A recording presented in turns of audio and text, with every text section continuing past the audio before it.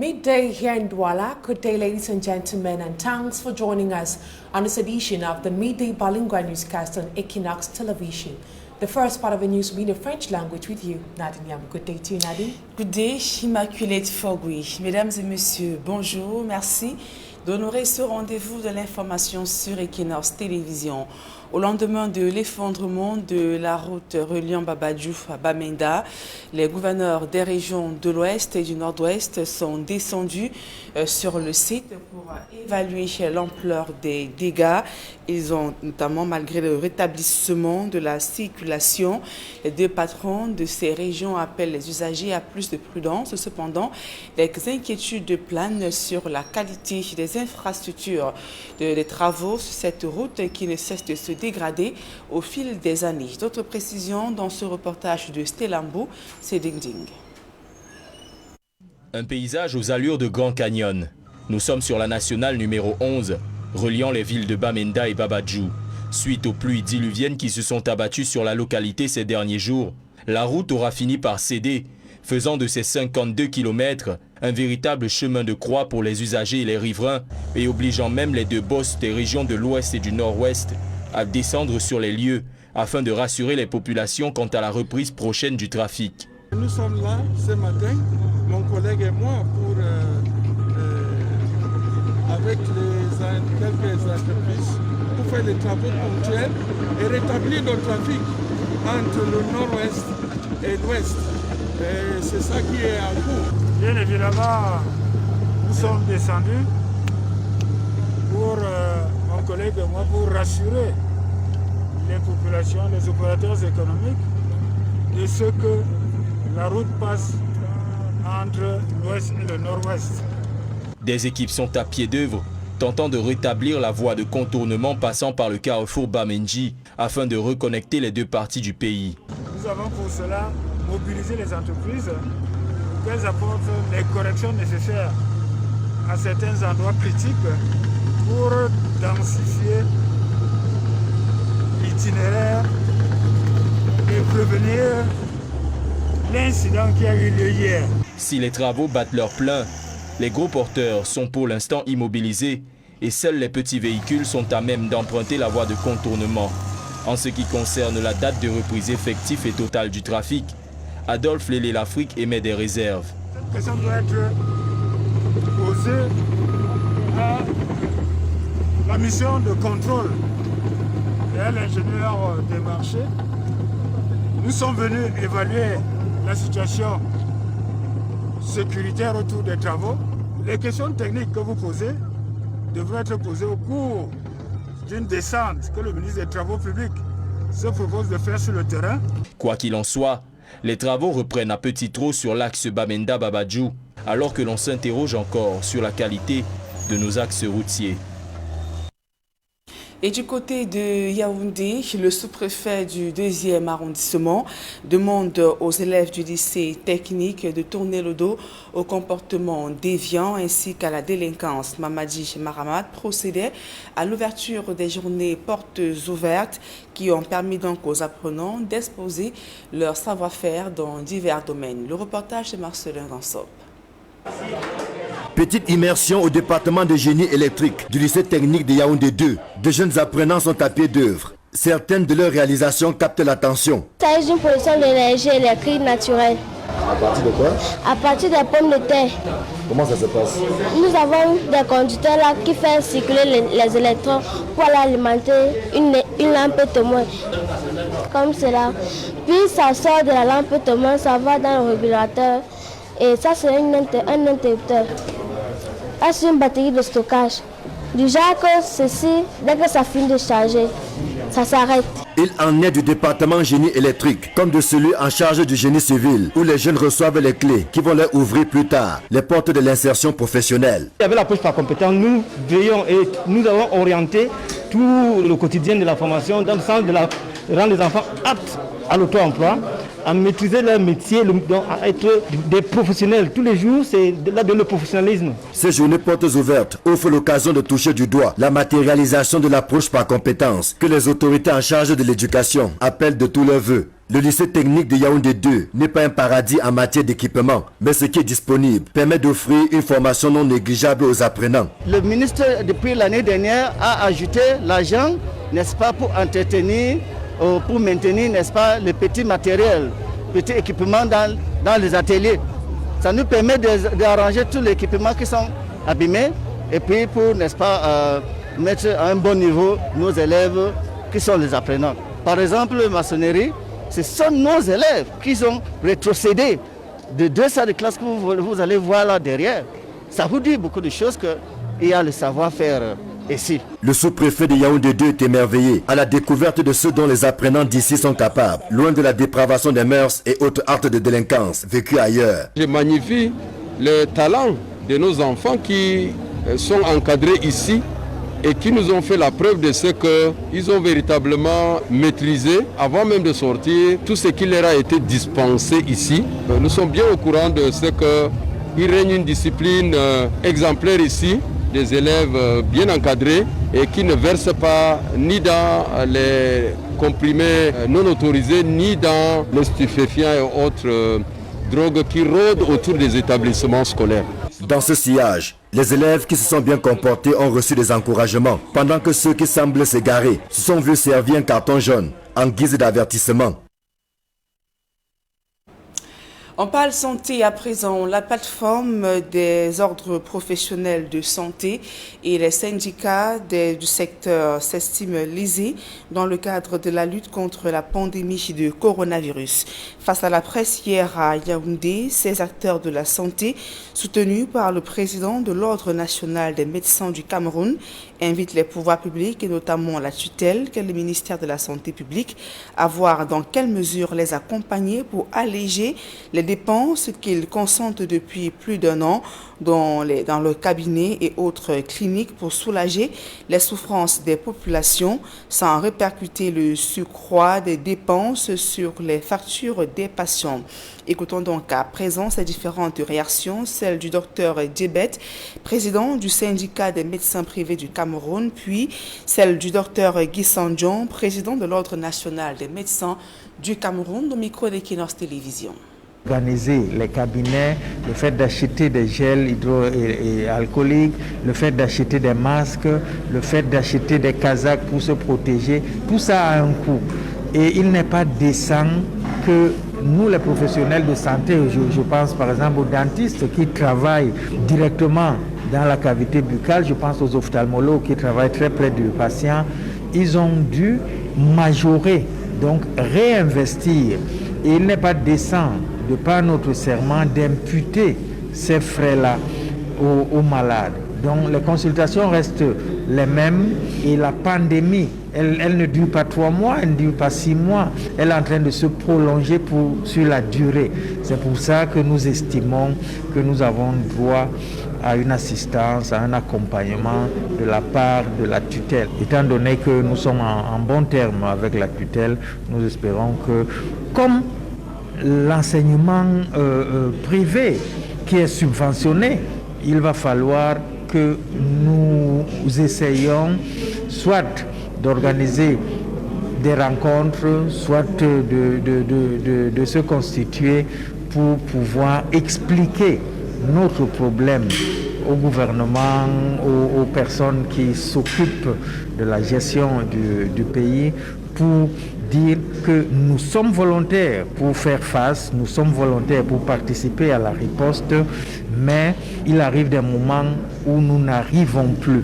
Et pour assumer notre rôle, nous avons besoin d'un accompagnement. Vous avez vu, nous avons terminé sur les vaccins. Parce qu'il faut bien dire ce qui se passe et dire qu'est-ce qu'on fait. Le président de l'ordre des pharmaciens est là. Le vaccin est un médicament, comme un autre. Et ce vaccin semble aujourd'hui la réponse la plus importante, la plus adéquate. Ça, il faut l'expliquer aux populations. Il y en a qui sont réticents, c'est vrai, mais ceux qui veulent se faire vacciner doivent avoir accès à ce vaccin-là. Et notre pays s'y emploie. Vous n'avez pas échappé que même les jeunes, aujourd'hui, font cette maladie et de manière assez inquiétante. À présent, la deuxième partie de ce journal en langue anglaise avec vous, Immaculate Forbish. Exactly, Nadia Yambu. Once more, good day and thanks for staying with us for this other segment of the news in the English language. The governor of the Northwest region, Adolphe Lafrique, warns the population of the Northwest region against the non-respect of COVID-19 barrier measures, which, according to him, risk getting another curfew in case the population continues disrespecting COVID-19 barrier measures. According to him, the number of COVID-19 cases have been increasing in the region because the population continues disrespecting these measures. More with our Northwest correspondent, Bo Stella. For the last 7 days, the Northwest region recorded over 462 new cases of the coronavirus and 14 deaths. Since the beginning of 2021, we are experiencing a rapid increase in the number of cases, but also the number of deaths. And there are weeks that we have been able to record 602 cases. And that is like 5 times more than the highest number of cases that we recorded last year. Tap buckets almost everywhere, but no running water.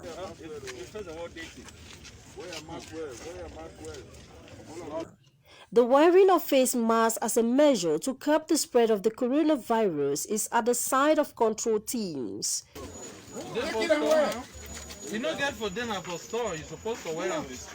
The situation is preoccupying, and the devastating consequences of the pandemic are feared in the Northwest region as no one is spared. It is not a disease that concerns only one category of people.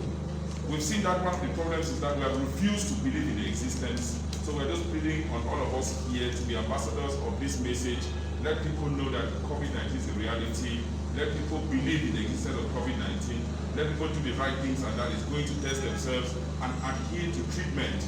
While on his tour to markets and schools within Bamenda 1, 2, and 3 subdivisions, the Northwest Governor Adolphe Lafrique distributed face masks, tap buckets, and soap to encourage the inhabitants to take serious the measures put in place to curb the spread of the pandemic. He added that a curfew or other strict measures are imminent should the trend in infection and death recorded continue to rise, the governor warns.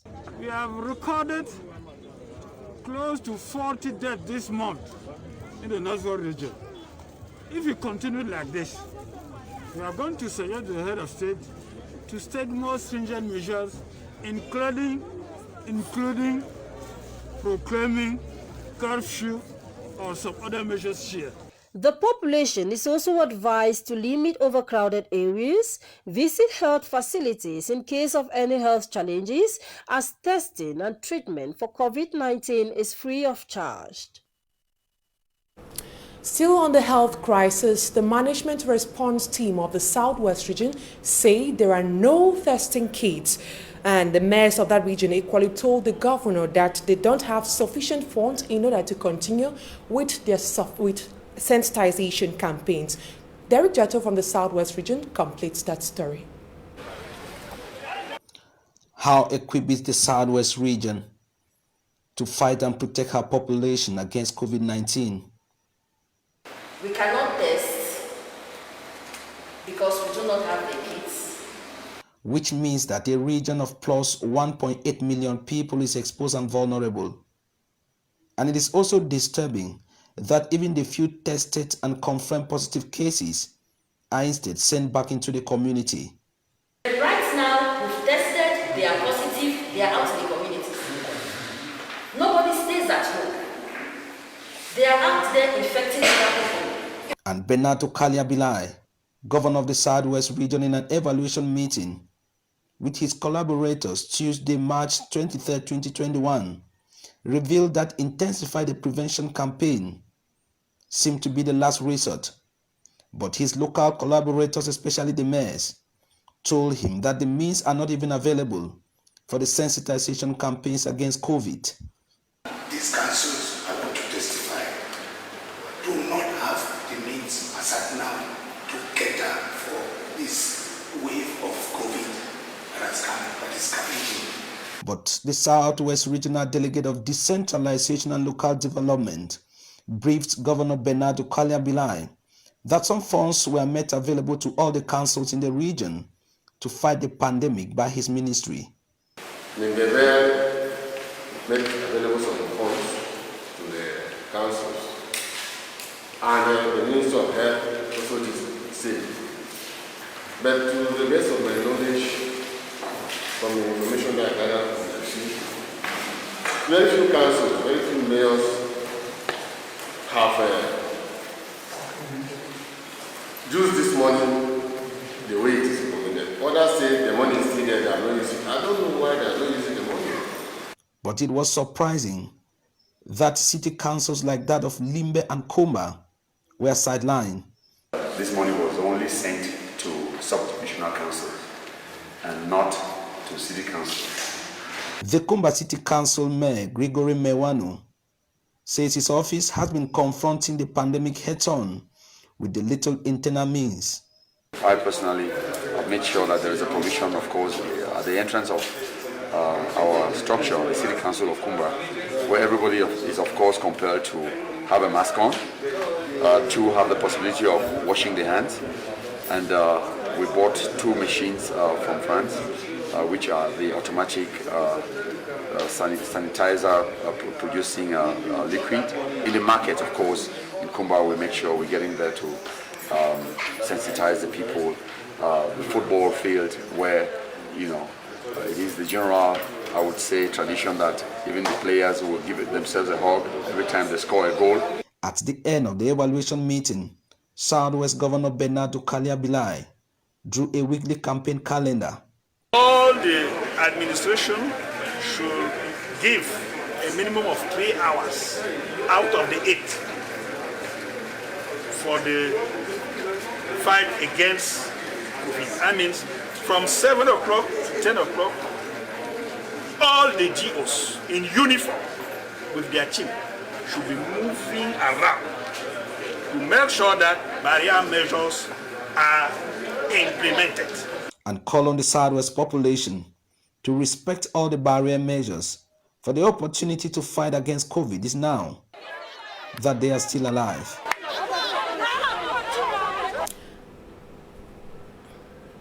Onto something else, circulation has been re-established along the Babaju-Bamenda stretch of road after a portion of that road collapsed due to the heavy rains experienced on Wednesday.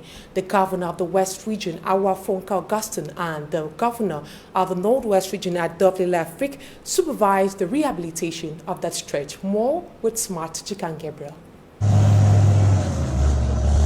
Governors of the Northwest and West regions forced out of their offices and transformed into supervisors of roadworks.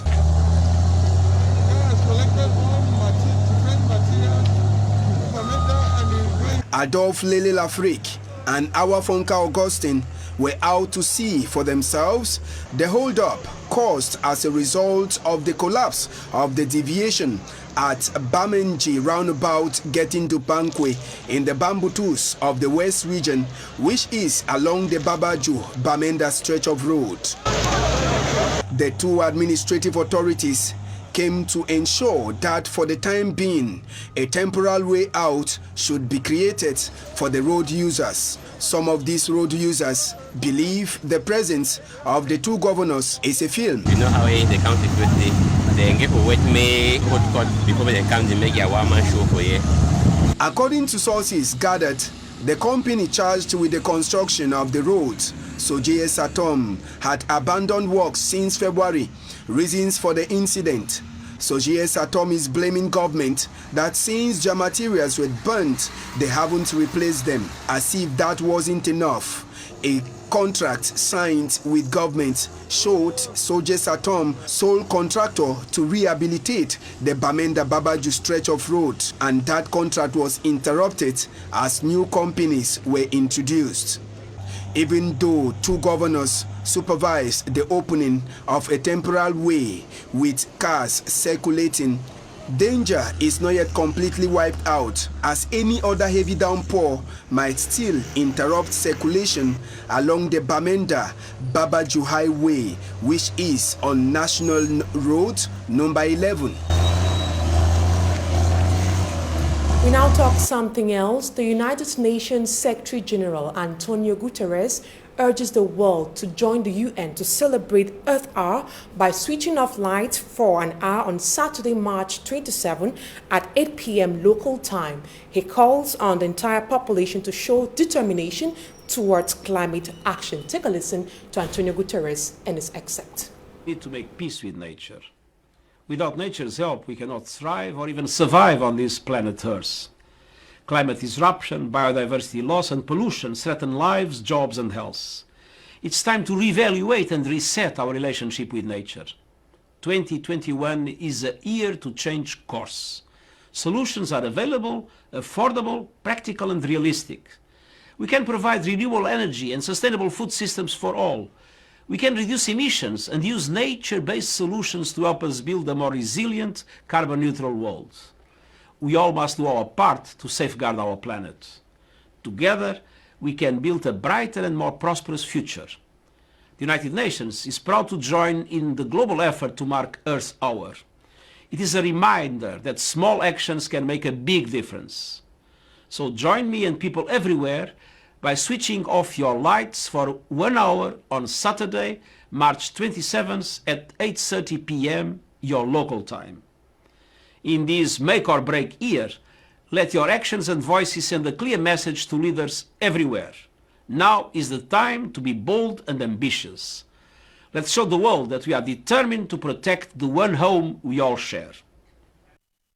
And it is on that excerpt of Antonio Guterres, Secretary General of the United Nations Organization, that we draw down our curtains for this edition of the Midday Bilingual Newscast on Equinox Television. Have a blessed weekend in the company of our programs. Nadia Yambou. Merci Immaculée Fogwe, fin de ce journal. Mesdames et messieurs, merci pour votre aimable attention.